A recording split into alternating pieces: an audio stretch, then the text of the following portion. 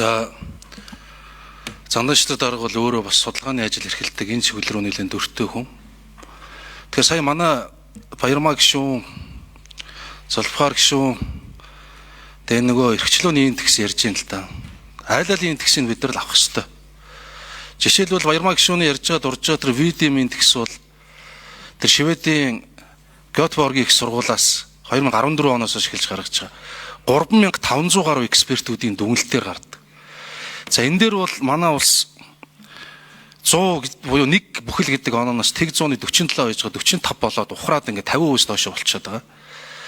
За нөгөө Freedom House-ийн индексээр бол бид нар бол 84 оноотой бас харьцангуй сүүлийн жилүүд доктортой гайгүй байгаа. Тэгэхдээ бид нар бол юу гэдгийг гайгүй индексийг авчаад жоохон таарухныг авахгүй гэдэг байдлаар биш өөрсдөө дүгнэлт хийх хэрэгтэй юм аа. Хууль зүйн дотоод хэргийн салбарыг удирдах явж ирсний хувьд тэр хоёр дахь индексийн асуудалд бас нэлээд анхаарал хандуулсан юм. Тийм учраас улсын их хуралд хүний эрхийн багцуулгад 12 хууль үүнээс 11 нь хэлцгээр болсон.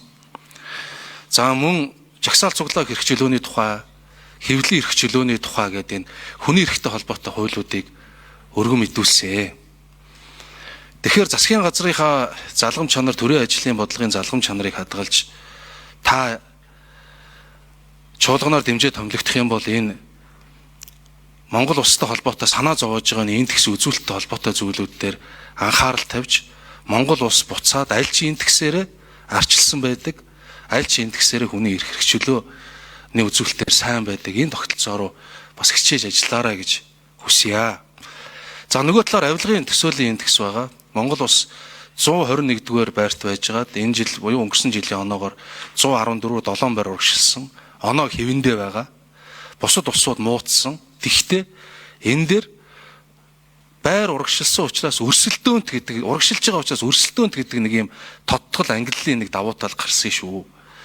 Энийг бас хэдүүлээ үргэлжлүүлээд энэ өрсөлдөөнийг үргэлжлүүлээд урагшаага энэ индексээ буулгаад явхад өнөөдөр улсын хурал дээр бас өргөн баригдсан байгаа нийтийн албан тушаалтны хууль ус хөрөнгө оруулалтыг иргэний жигмаар хураах, нөхөн төлөвлөх тухай хууль болон үнэтэй зэрэгцэж явж байгаа авилгын эсрэг багц хуулийн төслүүд чухал үүрэгтэй мөн хувийн эрх зүйн чиглэлээр хуулийн төслүүд өргөн баригдсан байгаа. За үүнд бол төлбөрийн чадваргүйдлийн буюу дампуурлын тухай хууль, за мөн арилжааны хууль гэдэг Европын холбоо олон улсын зүгээс авилгаа бууруулна гэвэл эдгээр хуулиудыг янзлах гэдэг л хуулиудын нэг шүү дээ. Жишээл энэ хувийн эрх зүй хуулиуд гээд энэ хувийн эрх зүй дэмжих за мөн маш чухал хууль буюу энэ шүүгийн шийдвэр гүйцэтгэх тухай хуулийн багцаар нь бид нар хуулийн төслүүд өргөн барьсан байгаа.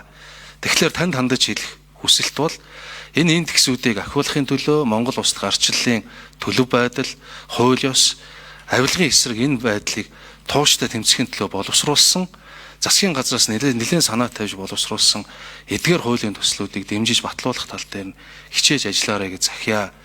За төгсгөлд нь та улсын хурлын дараагаар 2 удаа ажиллаж исэн байдлыг мэднэ. Мөн засгийн газрын гишүүнч байсан. Өнгөрсөн 18 жилийн турш яригадаад ерөөсөө ямар нэг гарц шийдэлгүй байсан стратегийн орд газрууд. Энэ дундаа оюу толгой, таван толгой буюу ухаан авдаг, асхтын мөнгөний ортой холбоотойгоор асуудлууд улсын хурал дээр ажлын хэсэг байгуулагдсан. Засгийн газар дээр ажлын хэсэг байгуулж олон нийтийн мэдээллийн хэрэгслэр элдвээр гүтгүүлж, муулуулж, дайруулж исэн ч гэсэн энэ дээр ямар нэг ахиц гаргаж бид нар баялагын санг аривжуулахын төлөө явсан. Энэ тэмцэл өөрөө хүнд юм байлээ. Тэгэхээр энэс бас шантралгүйгээр энэхүү тэмцлийг үргэлжлүүлээрэй гэж захиа.